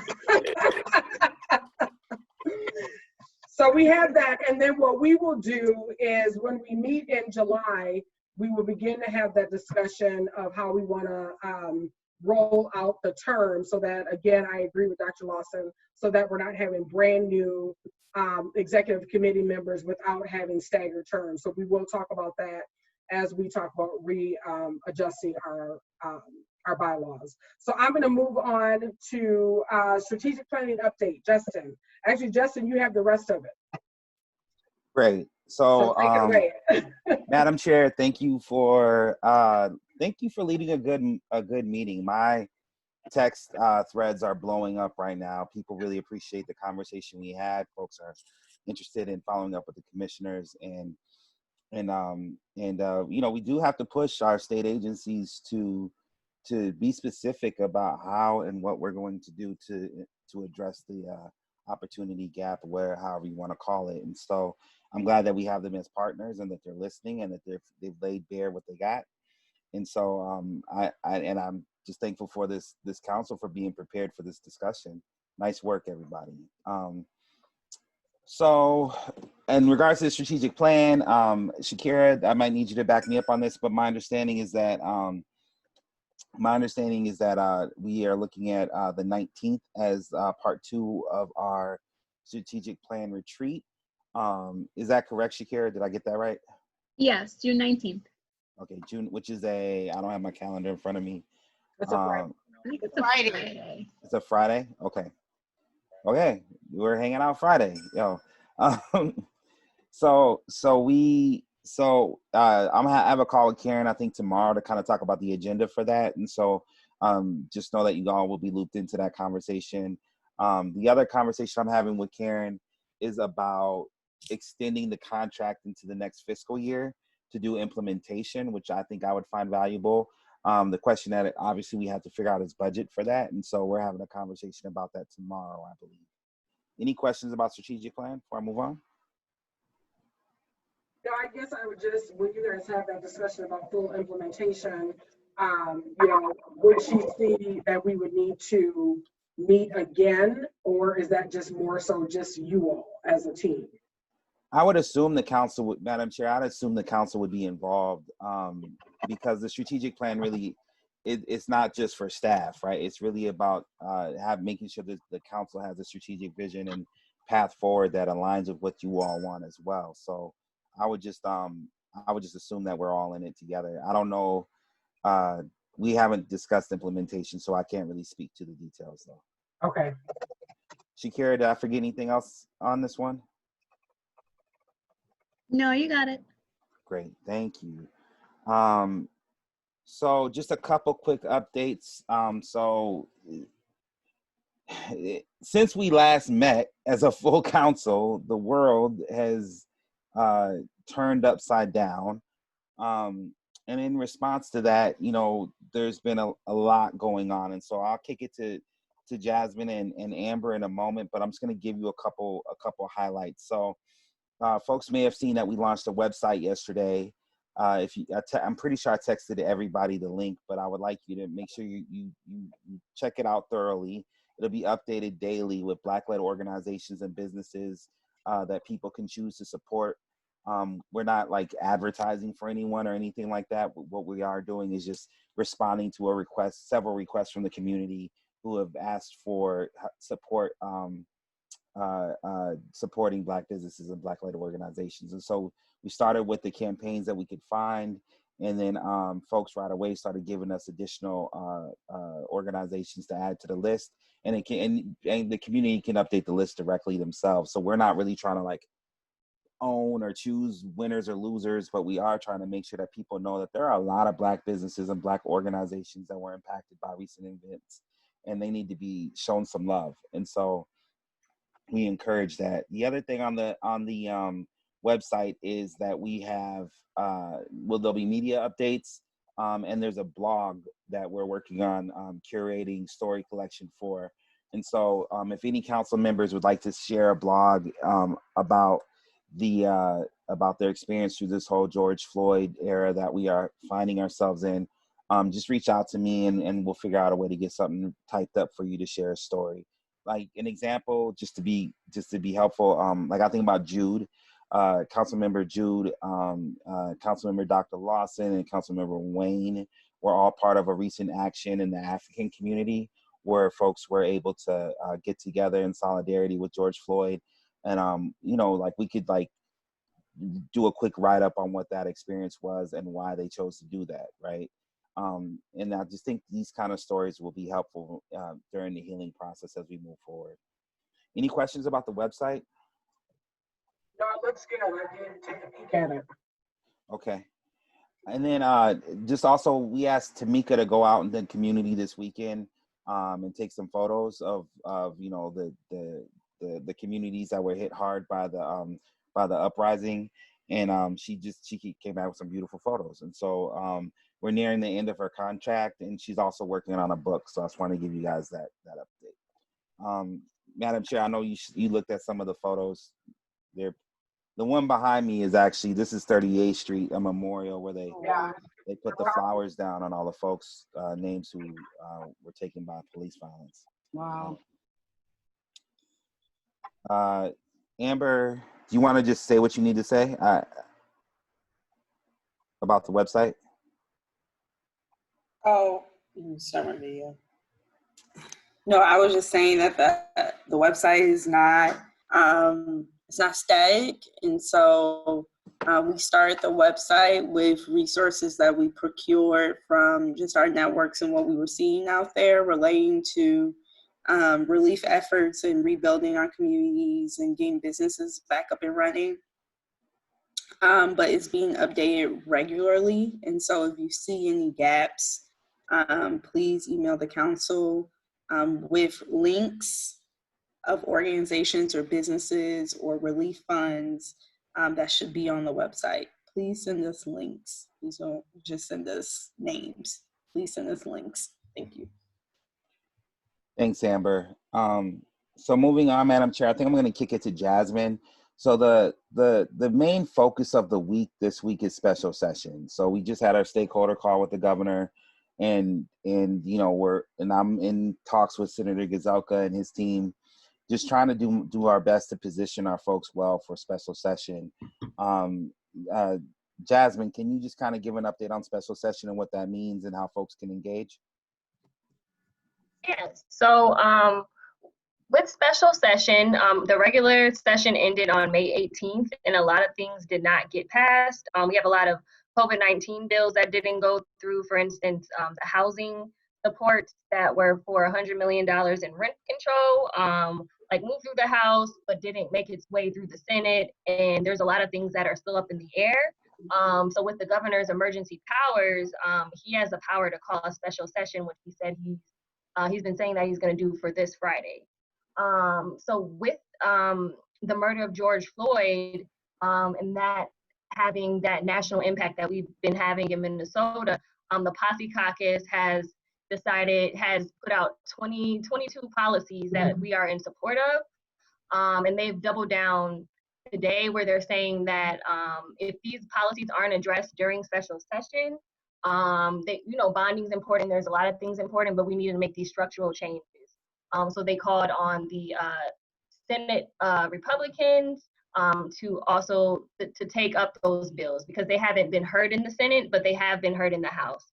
There are about 6 or 7 policies that the Posse Caucus put out that we are elevating, some that touch post-board recommendations in regards to adding diversity and the police standards.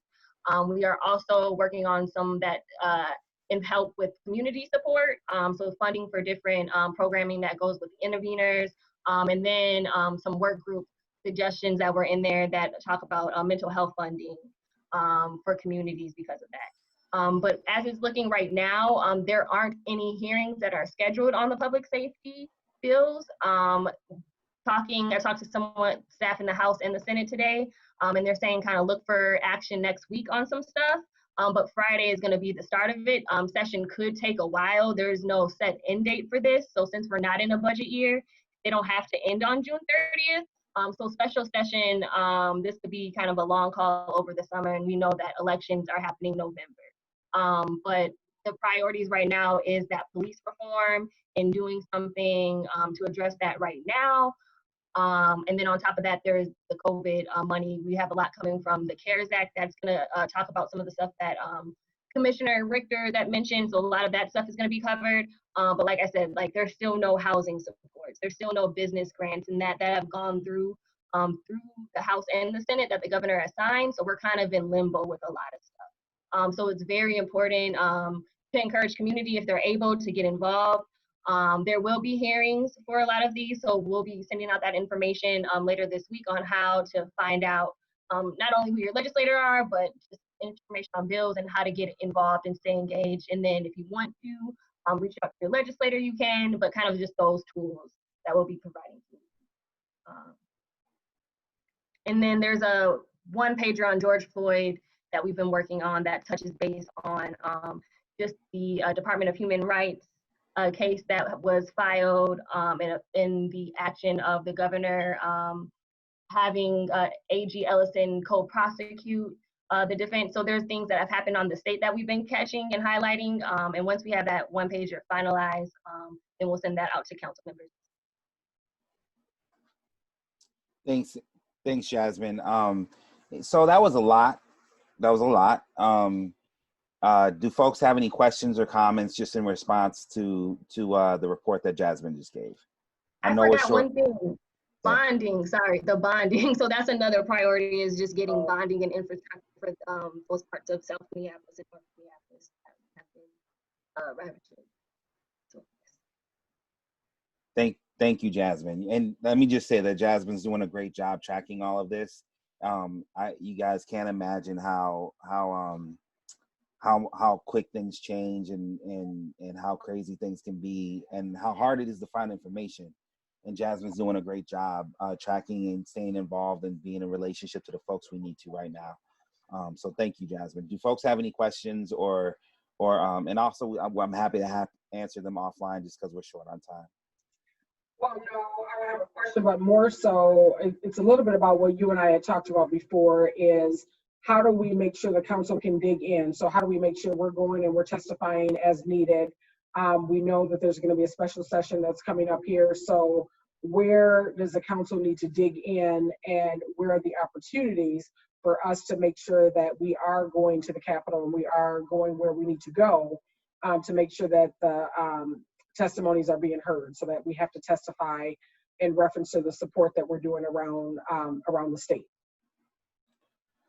Yeah, absolutely. So up until today, I thought we were going to have like a 1-day session or something, but now we kind of have to retool and look at what we have to kind of figure out what the new landscape is. So knowing that things probably get drug out a little bit, we are looking at we are going to probably have some hearings that we are going to need council members to show up at. Primarily Carlos Mariani's committee, which is the criminal justice reform, the judiciary committee led by Representative Lesh, and then in the Senate, Senator Limmer's committee, which is the Judiciary Committee on that side. We know that we're going to have to watch those 3 committees, those 2 in the House and 1 in the Senate. I encourage all of you to attend Jasmine's next legislative training to get a quick rundown on how to use the legislative website and how to track these things. These are skills that all of us on the council, everyone on the council should have, so that we can more accurately track what decisions are being made about our community without us in the room, and then make sure that we're in the room. So I'll put that we'll make sure to get everyone that information. Do you have anything to add, Jasmine? No, what would be helpful, I think, is just, I know a lot of the council members' backgrounds, but what they would be comfortable testifying on. So then that way I can use that to figure out where to place people and where people would be most useful at. And then like which districts you live into, like that information would be helpful too. So great. So can I make a recommendation then? If you all can put together a spreadsheet that basically has that information, and then put that information, then we can send it out to us, and then we can fill that in. So you have it all in one spot. Yeah, maybe Amber, Jasmine, maybe we send or Shakira, maybe we just send the board a Google form or something that populates a spreadsheet with what we need. Okay. All right. So the one thing I want to say about the special session before I switch topics here, the policies that I'm focused on right now is really changes to the post board. So the post board is the peace officers, was it POST, peace officers, something, training? Safety and training, right? Or I forget what the S stands for. Forgive me. That's embarrassing. This is live on the internet. But the post board governs the licensing for peace officers in the state of Minnesota. And there's just some really basic, simple reforms that we can make to that body that would improve it. So there's lots of proposals. And we're going to let people fight it out over those proposals. We'll probably support a couple of them. But primarily what I'm looking at is making sure there's more community members on the post board, specifically folks from our community. I'm also looking at the integrity standards. So the idea that a peace officer continues to maintain his license even after they've lied under oath or, strangled someone to death. Those things are, those kind of, that policy just needs to be enacted immediately. And so we're looking at all options to make some changes to the post board so that we continue to advance the demands that we put together right after the incident where George Floyd was senselessly murdered. So I just want to make sure folks know that that's where I'm focusing. Obviously, we'll be playing a role advising legislators on both the Senate and the House on additional more aggressive reforms. So that's special session. Just going over my notes here.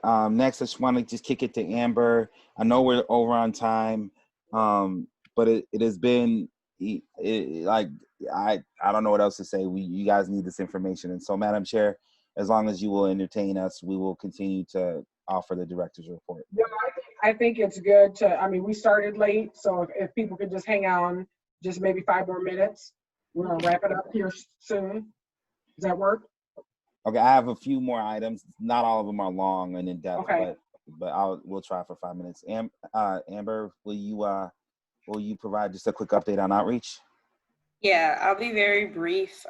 So when it comes to outreach, I can talk about 2 things. One, I created an outreach summary related to COVID-19 and some of the work that that I've done, or summary of that, that included tracking just the community-led responses to the pandemic, and being able to organize that and make that accessible to staff and to the community. We also did a phone bank. We called 120 constituents throughout the state and had about a 27% response rate, just checking in on our people and just figuring out if there are any needs that we needed to know. Also supporting our outreach in Greater Minnesota, connecting with our statewide partners, and also connecting with community members who were dealing with what was happening with the meatpacking industry in particular.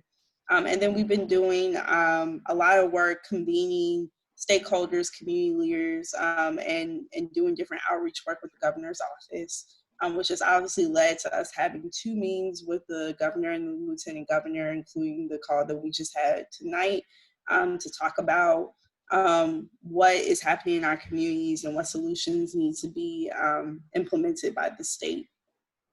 In addition, since the death of George Floyd, we've just done a lot of work just being responsive to community members, really just trying to support people in this time, and also trying to address the huge need in our communities, which has led to the website in particular, making sure that we are collecting as much information as possible about what communities have been hit hard, and where are people trying to raise funds for resources for the rebuild, and just being able to support basic needs in their communities. There are whole corridors that are decimated, as you know, and so being able to make sure people can get food on the daily. So that is where I'll stop. Great. Thank you, Amber.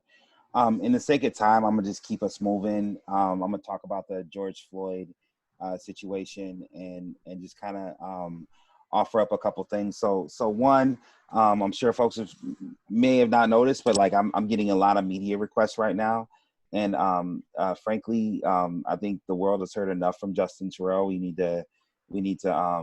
I would like to, and maybe we can talk about this offline for the sake of time, just about working with the council members and staff to ensure that that we are magnifying the voices of Black folks right now, and not just focusing on any particular person. And so that's something that I've raised with the chair, and I think we should continue to talk about how we add more voices to this discussion. 2, oh Lord have mercy, I don't know how I'm gonna say this, but I'm gonna try. So on Sunday, Black Visions Collective and Reclaim the Block, a group of, like, in my opinion, brilliant Black organizers from the community, mobilized a massive turnout of folks at Powderhorn Park to put a lot of pressure on the Minneapolis City Council to defund the police.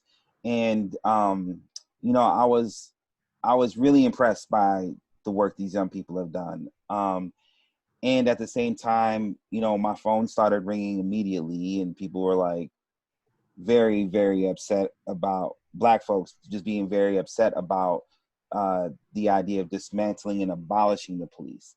And so what that told me right away is that we have quite a bit of education to do on this subject.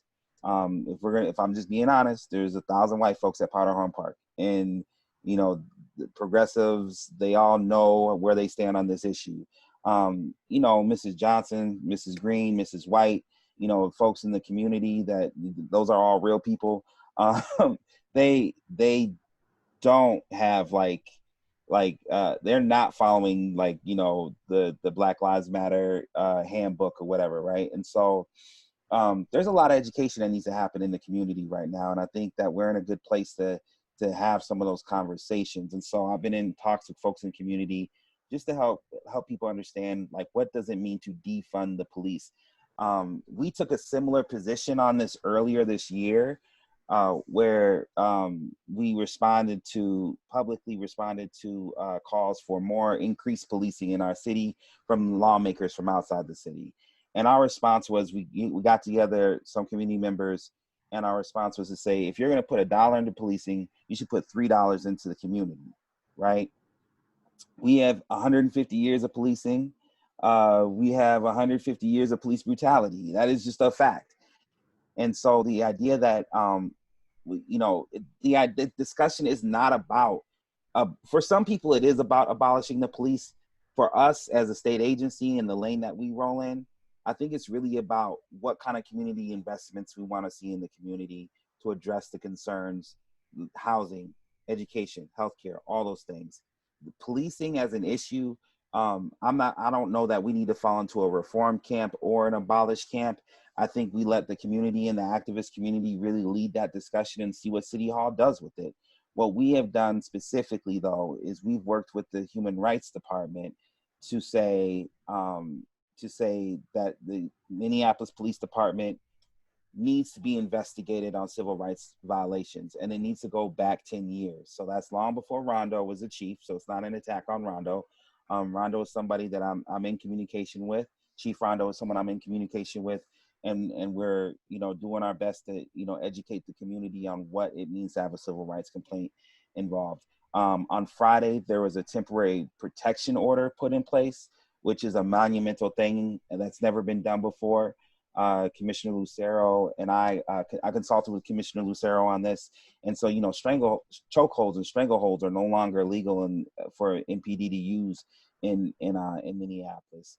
The chief of police now has to approve certain crowd dispersion tactics, as where the person on site used to do that before. Now we have a higher authority that can step in and say, nah, try some other methods, right? And then there's other items in the temporary protection order. I won't go through all of them. But what I really want to be clear about is that, like, our role in the aftermath of George Floyd, we supported efforts with the memorial at North Central College. We worked with Commissioner Lucero to file the complaint. We worked with the governor's office to get A.G. Ellison on the case, which some folks are not happy about, which I'm fine with. Frankly, if we had somebody better that we could have moved quicker, that would have been a discussion. But, Keith has a track record and wants to do this. And so I think he has to get it right. And so, I support the folks calling on him to get it right. And I think that is totally appropriate. And we'll continue to work with Keith and make sure that the community the community's efforts are seen through to make sure that these officers are prosecuted and convicted. So that is kind of my George Floyd update. I see Amber just shared some stuff in the chat. Make sure you check those links. I have just a few other quick items, but I feel like the specific thing I need to say to this body is that, on the position of abolish the police or defund the police, currently what I'm saying is that we don't have a position on it because the board hasn't taken one. And until you guys tell me you want to take a position, I'm going to continue to say that because, I'm not out here just talking for Justin Terrell. So we work together and I want to make sure that we're all on the same page. So I will leave that to the council to discuss offline. And if you guys want to take a vote on that position in the future, just know that staff are ready for that.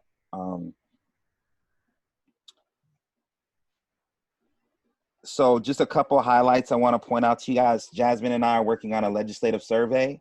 We are going to survey all 201 legislators on issues that impact the African Heritage community, so we can figure out, who do we have in the body that's supportive, who do we have in the body that we need to educate a little bit, and so on. That's going to be expensive, so we're trying to figure out what that budget looks like.